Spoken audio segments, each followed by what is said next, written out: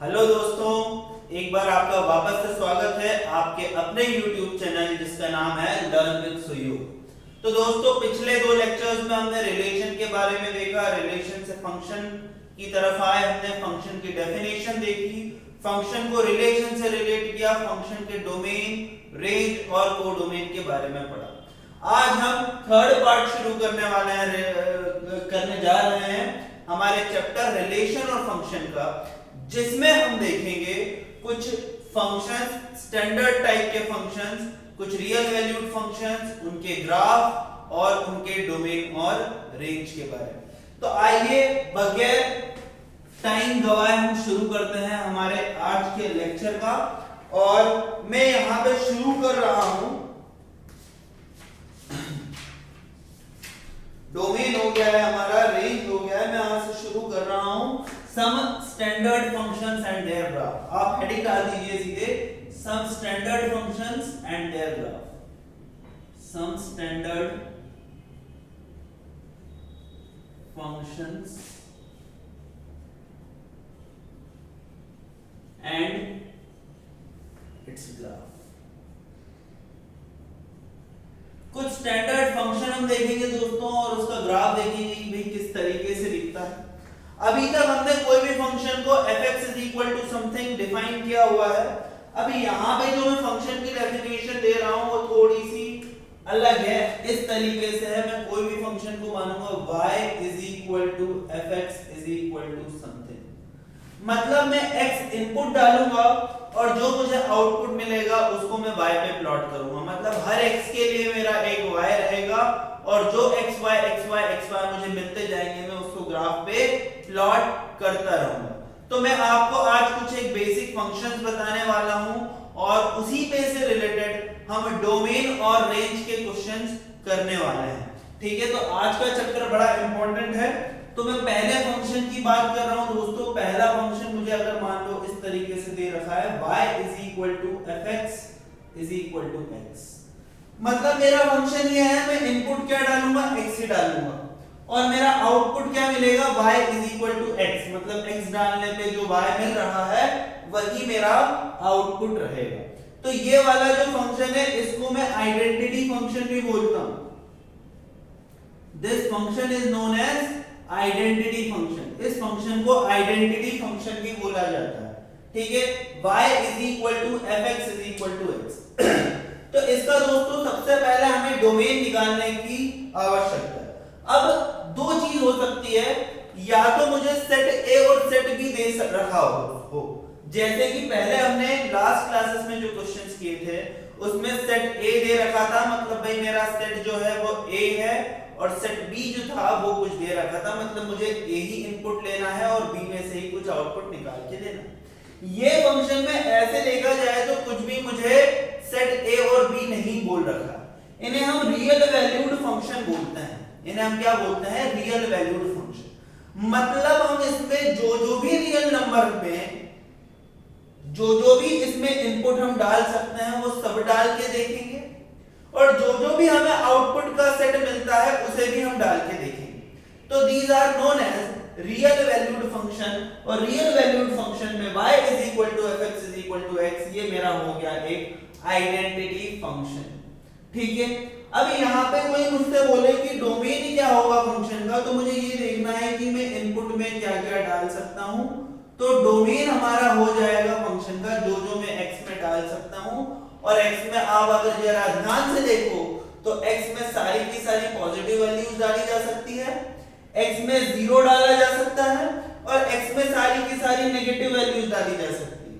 x में 0, negative और positive value सारी की सारी डाली जा सकती है दोस्तों। तो डोमेन ऑफ द फंक्शन मेरा हो गया R। डोमेन के बाद हमारा जो नेक्स्ट होता है वो होता है रेंज। तो मैं रेंज भी निकालता हूं, पर रेंज निकालने से पहले मैं एक बार ग्राफ प्लॉट कर लेता हूं ताकि मेरी अंडरस्टैंडिंग और बेटर हो जाए। ये मेरी x y एक्सिस है, यहाँ पे x एक्सिस, यहाँ y एक्सिस। अब यहाँ पे अगर मैं x की वैल्यू 0 डालूंगा दोस्तों मुझे 0 मिलेगा, अगर मैं x की वैल्यू 1 डालूंगा तो मुझे 1 मिलेगा, अगर मैं x की वैल्यू 2 डालूंगा तो मुझे 2 मिलेगा, x की वैल्यू 3 डालने पे 3 मिलेगा, -1 डालने पे -1, -2 डालने पे -2 और -3 डालने पे -3 मिलेगा। तो ये जो है ये मेरा क्या हो जाएगा, इस तरीके से ग्राफ प्लॉट होगा। तो यहाँ आप देख सकते हो डोमेन में मैं सारा का सारा एक्स एक्सिस में चीजें डाल के देख सकता हूं, ठीक है। और डोमेन मेरा हो जाएगा रियल नंबर। इसी को अगर मैं आगे सॉल्व करूंगा तो जो मेरा रेंज हो जाएगी, range of the value it is equal to R. जो रेंज हो जाएगी वो भी मेरी क्या हो जाएगी, रियल नंबर हो जाएगी। तो domain real number, range real number. तो ये मेरा पहला फंक्शन हुआ दोस्तों, आइडेंटिटी फंक्शन। आपको इसे ध्यान रखना है। एक चीज और मैं बता देता हूं कि क्या मैं ग्राफ देख के इस चीज को पहचान सकता हूं कि कोई भी रिलेशन मेरा फंक्शन है या नहीं? बिल्कुल हम पहचान सकते हैं, और उसके लिए हम सहारा लेते हैं हॉरिजॉन्टल लाइन टेस्ट का, सॉरी वर्टिकल लाइन टेस्ट का। तो वर्टिकल लाइन टेस्ट मुझे क्या बोलती है, हमें पता है कि एक एक्स अगर मैं डालूं तो मुझे एक ही y मिलना चाहिए। तो मैं यहां पे एक काम करता हूं, वर्टिकल लाइन को स्कैन करता हूं, और अगर मान लो कोई भी एक ऐसा पॉइंट मिल गया, कोई भी एक ऐसी वर्टिकल लाइन मिल गई जिसे डालने पे मुझे 2y मिल रहे हैं, तो इससे मैं ये समझ सकता हूं कि यहाँ पे एक x डालने पे 2y मिल रहे हैं, और अगर एक x डालने पे मुझे 2y मिल रहे हैं, दिस मींस व्हाट, कि यहाँ पे एक इनपुट पे 2 आउटपुट मिल रहा है, मतलब ये फंक्शन नहीं हो सकता। और जैसे ही एक x पे मुझे 2y मिल जाएंगे तो मेरा जो रिलेशन रहेगा वो फंक्शन नहीं होगा। तो आप नेक्स्ट हेडिंग डालिए दोस्तों, vertical line test, vertical line test.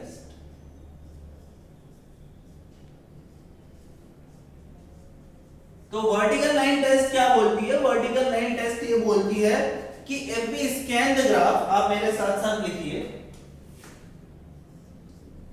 if we scan the graph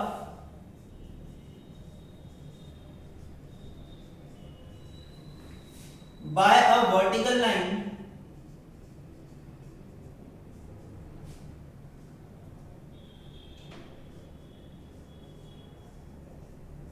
and if we find any vertical line and if we find any vertical line which cuts the, and if we find any vertical line which cuts the graph,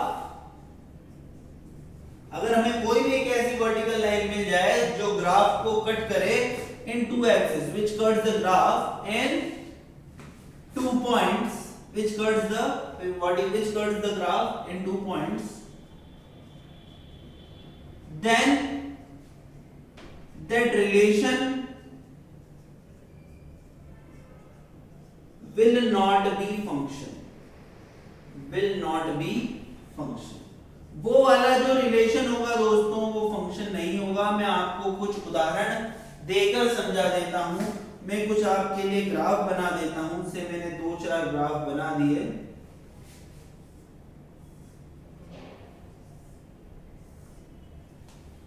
तो अगर मैं कुछ एक graph बनाऊंगा तो देखो ये मेरा पहला ग्राफ है,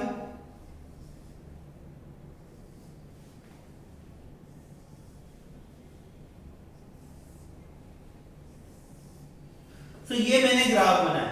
अब अगर मुझसे बोला जाए कि ये फंक्शन है क्या, तो मैं सिंपली ये वर्टिकल लाइन को स्कैन करता जाऊंगा थ्रू आउट, और जब मैं वर्टिकल लाइन को थ्रू आउट स्कैन करूंगा तो कोई तो ऐसा पॉइंट मुझे मिलेगा जहां पे वर्टिकल लाइन 2 एक्सिस पे कट कर रही है। यहां पे मुझे कोई भी ऐसा पॉइंट मिल रहा है क्या जहां पे ये वर्टिकल लाइन मेरे को 2 पॉइंट पे कट करती हुई दिखेगी? कोई भी नहीं मिल रहा है। तो इसका मतलब ये है कि ये वाला जो मेरा रिलेशन है ये फंक्शन हो सकता है। अगर मैं ऐसा देखूं, इसको देखूं, तो यहां पे देखो ये वाली जो वर्टिकल लाइन है, it will cut the graph at 2 points, and if it cut the graph at 2 points मतलब मुझे एक x पे 2y मिल रहा है, और जब मुझे एक x पे 2y मिलेंगे इसका मतलब ये है कि मेरी जो लाइन रहेगी वो कट नहीं करेगी। एक x पे मुझे 2y नहीं मिलेगा। अगर एक x पे मुझे 2y मिल रहे हैं तो ये वाला जो रिलेशन है वो फंक्शन नहीं है। इसी तरीके से अगर मैं इसे स्कैन करूंगा तो कम से कम एक x मुझे भी एक्स ऐसा नहीं मिल रहा है जहां पे एक भी लाइन ऐसी नहीं मिल रही है जहां पे जो लाइन है वर्टिकल लाइन वो दो एक्सिस पे कट करे। और अगर ऐसा है तो मैं बोलूंगा यहां पे भी जो मेरी लाइन है ये वाला जो मेरा ग्राफ है ये भी फंक्शन हो सकता है। सिमिलरली यहां भी वर्टिकल टेस्ट मेरा पास हुआ। तो इस तरीके से मैं ये देख सकता हूं दोस्तों कि कोई भी अगर मुझे लाइन दे रखी है तो वर्टिकल लाइन टेस्ट की मदद से मैं ये पता कर सकता हूं कोई भी ग्राफ में कि कौन सा ग्राफ मेरा फंक्शन का हो सकता है और कौन सा ग्राफ मेरा फंक्शन का नहीं हो सकता। तो ये हमने पहले फंक्शन के बारे में देखा था। अब हम दूसरे फंक्शन के बारे में देख रहे हैं y is equal to fx is equal to k। y is equal to fx is equal to k दे रखा है दोस्तों। यहां पे इस फंक्शन को हम बोलते हैं कांस्टेंट फंक्शन। इस फंक्शन को बोला जाता है कांस्टेंट फंक्शन। तो ये वाला जो मेरा फंक्शन होगा वो होगा कांस्टेंट फंक्शन। ठीक, ये वाला जो मेरा फंक्शन होगा वो होगा constant function y is equal to fx is equal to k। Domain मेरा जो हो जाएगा वो हो जाएगा r और रेंज जो मेरी हो जाएगी रेंज जो मेरी हो जाएगी वो हो जाएगी k। तो डोमेन मेरा r है, रेंज हो जाएगी k। और जब हम इसे सॉल्व करने जाएंगे तो देखो क्या होगा। जब हम इसे सॉल्व करने जाएंगे तो इसका ग्राफ क्या होगा कि मैं x की कोई भी वैल्यू डालूं मुझे आंसर सिर्फ एक ही मिलने वाला है k। तो ये कुछ ग्राफ इस तरह से होगा। तो ये मेरा हो जाएगा दूसरे तरीके का फंक्शन जिसे मैं कहता हूं दोस्तों कांस्टेंट फंक्शन। अब मैं तीसरे फंक्शन की तरफ बढ़ रहा हूं। ये मेरे सारे के सारे बेसिक फंक्शंस हैं। अगर आप इनके डोमेन और रेंज याद कर सकते हो तो बहुत अच्छी बात है। अगर आप डोमेन और रेंज याद कर सकते हो तो आपको बहुत हेल्प मिलेगी आने वाले क्वेश्चंस में। इसके ग्राफ भी आप याद कर लीजिए।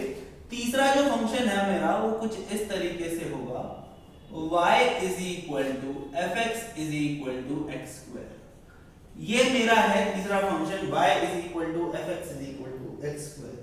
इसका जो डोमेन होगा दोस्तों देख लेता हूं मैं क्या क्या होगा। पहले तो इसको मैं बना के देख लेता हूं एक एक्सिस पे। ये मेरी है x एक्सिस, ये मेरी है y एक्सिस। x और y एक्सिस पे मैंने बना के देख लिया। अगर मैंने x की वैल्यू 0 डाली तो I will get the 0 as the answer. अगर मैंने x की वैल्यू 1 डाली तो मुझे जो आंसर मिलेगा वो 1 मिलेगा। अगर मैंने x की वैल्यू 4 डाली तो मुझे 4 मिलेगा। और इस तरह से मुझे आंसर जो है वो मिलता रहेगा। ये मेरा ग्राफ जो रहेगा वो कुछ इस तरीके से बनेगा। ये x is equal to 0 पे बनेगा। उतना मैंने परफेक्ट ग्राफ नहीं बनाया है, देखो एक बार बना देता हूं मैं।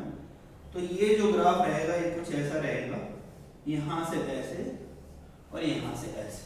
तो y is equal to fx is equal to x square का ग्राफ है दोस्तों। ये x की वैल्यू में 1 डालूंगा तो y मुझे 1 मिलेगा। x की वैल्यू में 2 डालूंगा तो y 4 मिलेगा। x की वैल्यू 3 डालने पे y 9 मिलेगा एंड सो ऑन। सो ये मेरा जो है ये ग्राफ है y is equal to fx is equal to x square का। यहां पे अगर मैं डोमेन ऑफ फंक्शन की बात करूं, यहां पे अगर मैं डोमेन ऑफ द फंक्शन की बात करूं तो डोमेन ऑफ फंक्शन जो मेरा होगा वो क्या होगा, वो r होगा। मतलब मैं यहां पे कोई भी वैल्यू डाल सकता हूं x स्क्वायर में। -1 भी डाल सकता हूं, 0 भी डाल सकता हूं, +1 भी डाल सकता हूं। कोई भी नेगेटिव वैल्यू, कोई भी पॉजिटिव वैल्यू और कोई भी 0 भी मैं डाल सकता हूं। तो यहां पे इनपुट तो मैं कुछ भी ले सकता हूं पर जो मुझे आउटपुट मिलेगा y मिलेगा वो हमेशा पॉजिटिव ही मिलेगा। तो यहां पे दोस्तों मेरी जो रेंज हो जाएगी वो हो जाएगी 0 से लेके इंफिनिटी तक। यहां पे कहीं पे भी मेरे को नेगेटिव नहीं मिलेगा। तो देखो डोमेन भी आपने देखा, रेंज भी देखा। तो ये मेरे थर्ड फंक्शन है y is equal to fx is equal to x square। इसका ग्राफ भी अपने को पता होना चाहिए, ठीक है। चौथा जो ग्राफ है मैं यहां पे बना के बता रहा हूं दोस्तों।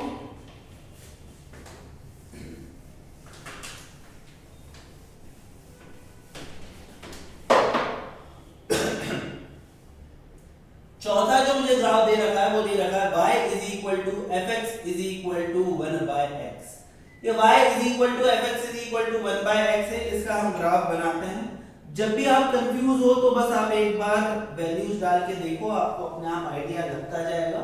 मैं ऐसा करता हूँ, सबसे पहले x की वैल्यू 1 डालता हूँ। x की वैल्यू अगर मैं 1 डालूंगा तो y की वैल्यू भी मुझे मिलेगी 1। x की वैल्यू 2 डालने पे y की वैल्यू मिलेगी 1/2। x की वैल्यू 4 डालने पे y की वैल्यू मिलेगी 1/4, और इस तरीके से जो मेरा ग्राफ है वो बनता चला जाएगा। और x की वैल्यू में 1/2 डालूंगा तो मुझे मिलेगी y की वैल्यू 2, x की वैल्यू 1/4 डालूंगा तो मुझे मिलेगी 4। सो इसको भी जब मैं आगे बढ़ाऊं तो ये ग्राफ इस तरीके से बनता चला जाएगा, ठीक है।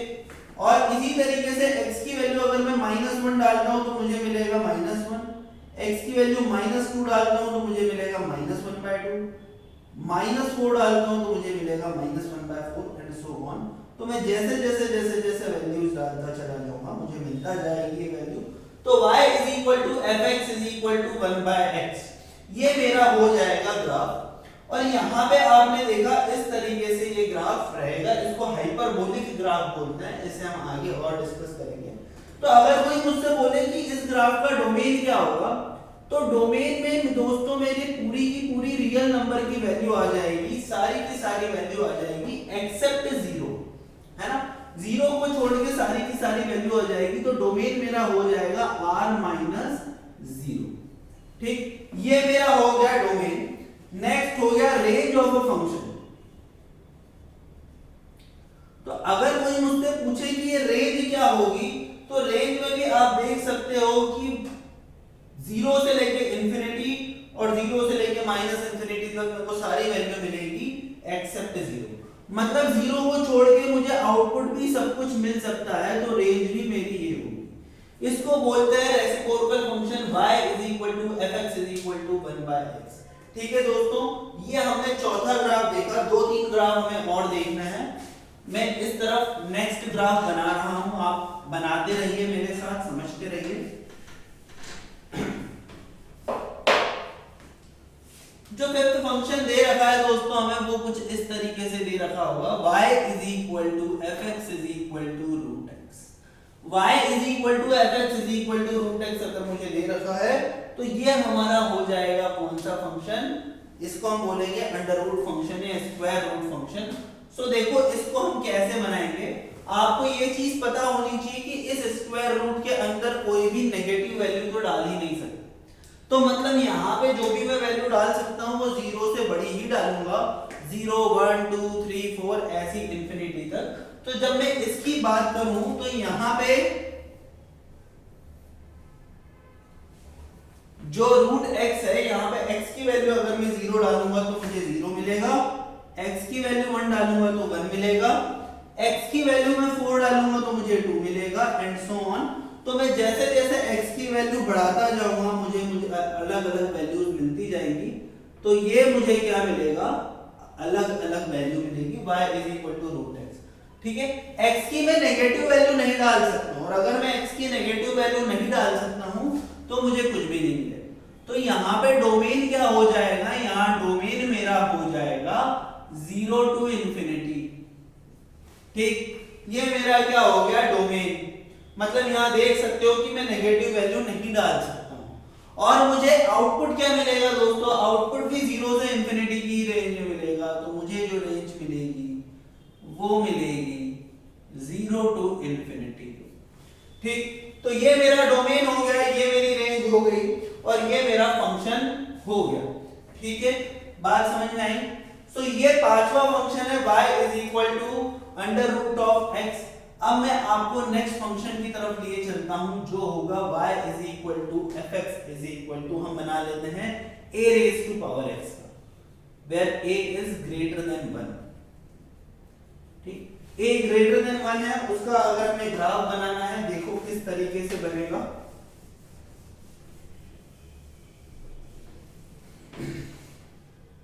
तो अगर a ग्रेटर देन 1 है तो मैं बना के देख लेता हूं दोस्तों। ये x है, ये y है। अब अगर मैं यहाँ पे कोई भी वैल्यू डालूं, से मैं अगर x की वैल्यू से मैंने कुछ भी ले लिया, y is equal to 2 raise to power x का ही ग्राफ मान लो हमें बनाना है। अगर मैंने x की वैल्यू वैल्यू 1 डाली तो मुझे y मिल जाएगा 2। अगर मैंने x की वैल्यू 3 डाली तो मुझे y मिल जाएगा 8। x की वैल्यू मैंने 0 डाली तो y मिल जाएगा 1। x की वैल्यू -1 डाली तो y मिल जाएगा 1/2 एंड सो ऑन। बात समझ में आई? तो इस तरीके से है, x की वैल्यू 1 डाली तो y 2, x की वैल्यू 3 डाली तो y 8, x की वैल्यू 0 डाली तो y 1 और x की वैल्यू -1 डाली तो y 1/2। तो ऐसे x की अगर मैं छोटी वैल्यू डालता रहूंगा तो ये मुझे मिल जाएगा 1/2 raise to power infinity that is 0। और x की वैल्यू अगर मैं बड़ी डालता रहूंगा तो मुझे इंफिनिटी मिल जाएगा। तो इसका अगर हम ग्राफ बनाने की कोशिश करें दोस्तों, कुछ इस तरीके से ग्राफ जाएगा। x = 0 पे ये वाला ग्राफ 1 पे कट होगा। जैसे मैं वैल्यू कम डालता जाऊंगा वैसे ये कट के धीरे होके 0 होती जाएगी। और जैसे मैं वैल्यू बढ़ाता जाऊंगा वैसे इसकी वैल्यू इंफिनिटी होती जाएगी। तो अगर कोई मुझसे डोमेन की बात करे दोस्तों, तो डोमेन क्या हो गया, मैं -इंफिनिटी से लेके +इंफिनिटी तक कुछ भी वैल्यू डाल सकता हूं। तो मेरा डोमेन जो हो गया वो हो गया R। और रेंज की अगर कोई मेरी बात करे तो मैं 0 से बढ़ के इंफिनिटी तक कुछ भी डाल सकता हूं। तो रेंज मेरी हो जाएगी 0 टू इंफिनिटी। ठीक है, सो ये 0 टू इंफिनिटी ये मेरी रेंज होगी। ये मेरे कुछ बेसिक फंक्शंस हैं। दो फंक्शंस और है, मैं आपको बता देता हूं। एक स्टेप अप फंक्शन होता है GIF और एक फ्रैक्शनल पार्ट ऑफ फंक्शन होता है। ठीक है, तो ये फंक्शन का अगर आप डोमेन और रेंज याद रख सकते हो बहुत अच्छी बात है। ये हमारे फंक्शन का फर्स्ट पार्ट है। क्लास 12th में हम इन्हीं सब फंक्शंस को और भी बड़े विकराल रूप में देखने वाले हैं और भी डोमेन और रेंज के क्वेश्चंस भी करेंगे। ठीक है, अब मैं आपको एक नेक्स्ट फंक्शन के साथ आगे बढ़ाता हूं। अगर मुझे फंक्शन दे रखा है y = fx = box of x, इस बॉक्स ऑफ x को बोलते हैं GIF। GIF का मतलब होता है ग्रेटेस्ट इंटीजर फंक्शन।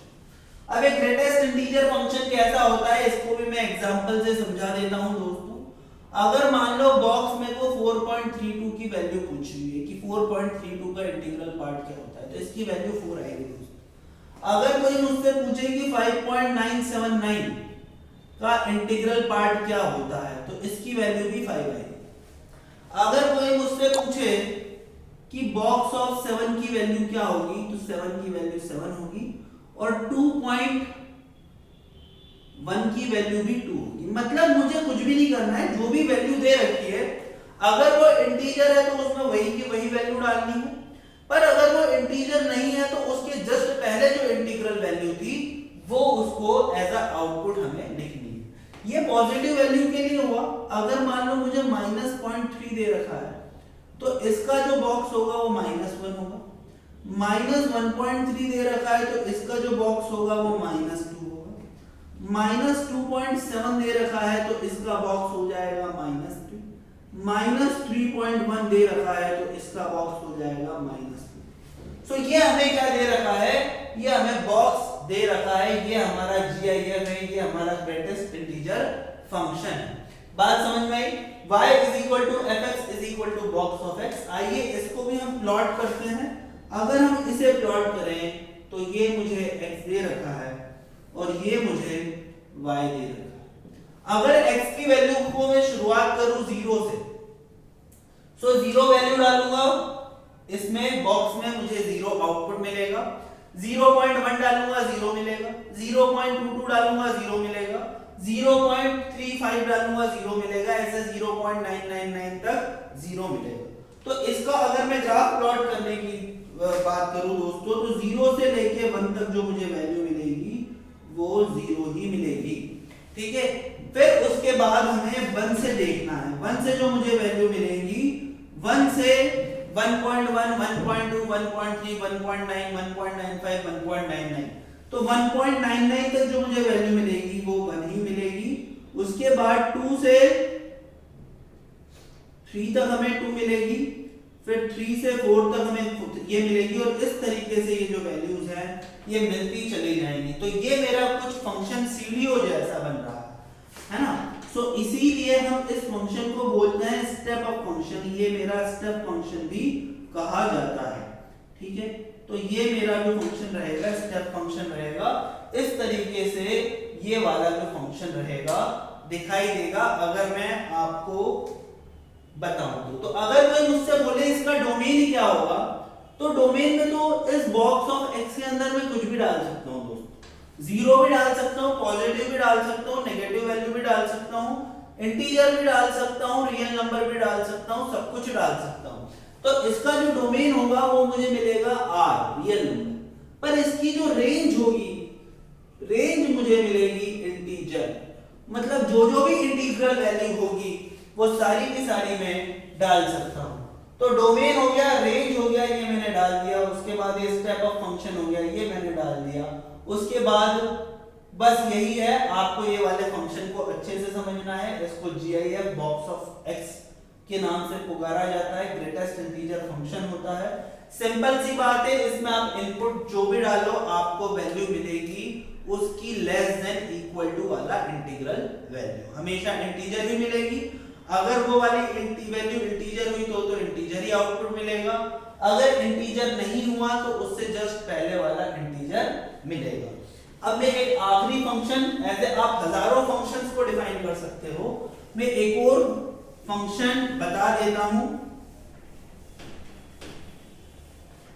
एक फंक्शन हमारा जो होता है वो होता है fractional part of x.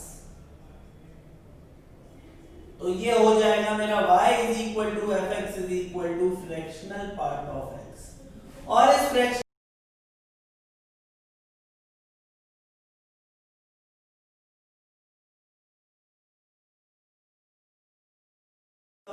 Part 0.32 हो जाएगा। अगर 0.24 दे रखी है तो इसका 0.24 हो जाएगा। अगर इसकी फ्रैक्शनल वैल्यू 0.75 दे रखी है तो इसकी वैल्यू भी 0.75 हो जाएगी। अगर इसमें मेरे को 0.19 दे रखा है तो 0.19 हो जाएगा, मतलब यहाँ पे 4.19 दे रखा है, मान लो 3.75 दे रखा है, तो जो मुझे आउटपुट मिलेगा वो सिर्फ फ्रैक्शन मिलेगा, सिर्फ और सिर्फ फ्रैक्शनल वैल्यू मिलेगी।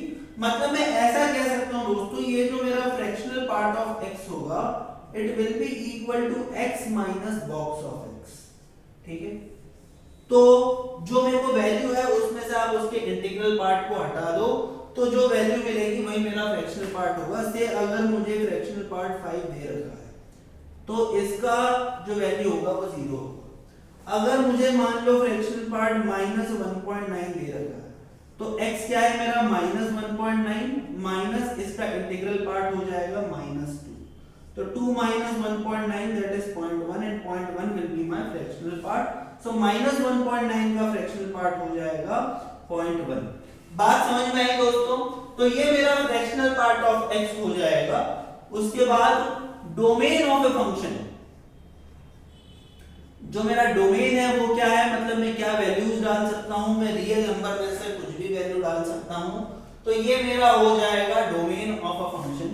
And range of a function, मेरा रेंज क्या हो जाएगी, वैल्यू की रेंज हो जाएगी 0 से लेके 1 तक। हमेशा मुझे आउटपुट मिलेगा 0 से लेके 1 के बीच में ही मिलेगा।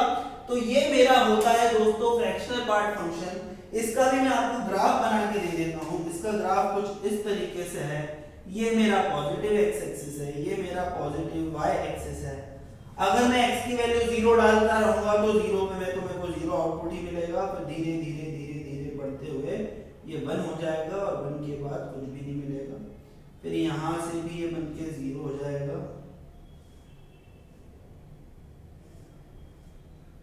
इस तरीके से ये फंक्शन चढ़ता चला जाएगा, चलता चला जाएगा।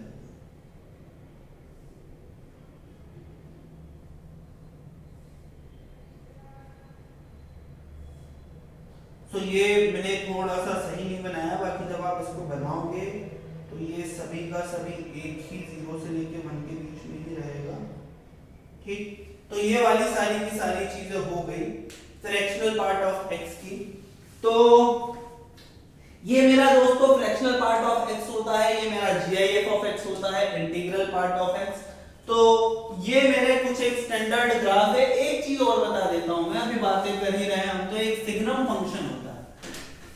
और एक मॉडुलस फंक्शन होता है। ये दो फंक्शंस का भी हम जरा अच्छे से ग्राफ बना ही देते हैं जाते जाते।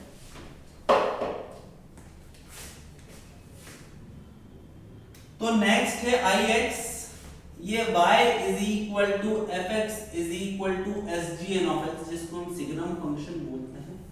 और ये S G N of X कैसे डिफाइन होता है दोस्तों? S G N of X define होता है, इसकी वैल्यू होती है 1 अगर x की वैल्यू ग्रेटर देन 0 है, 0 अगर x की वैल्यू 0 के बराबर है, और -1 अगर x की वैल्यू 0 से छोटी है।